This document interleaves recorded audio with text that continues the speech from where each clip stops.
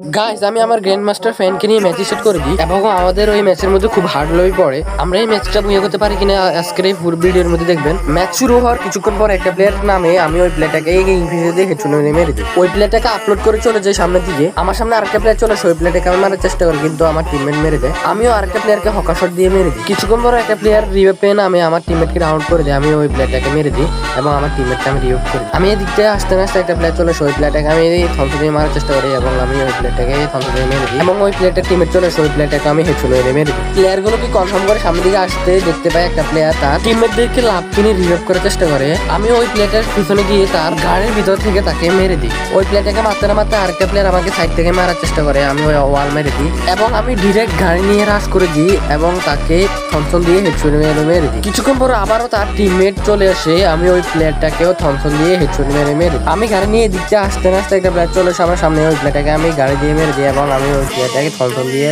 গাড়ির ভিতর থেকে মেরে দিই। আবারও আমার উপরে একটা প্লেয়ার রাশ করে দেয়, ওই প্লেয়ারটাকে আমি গাড়ি থেকে নেমে থমসন দিয়ে হেডশট মেরে দিই। আমার টিম মেম্বার সবাই মরে যায়, তাই আমি তাদেরকে রিভাইভ করতে গিয়ে আমাকে একটা প্লেয়ার পিছন থেকে এসে মেরে দেয় এবং আমাদের ভুইয়াটাও মিস হয়ে যায়।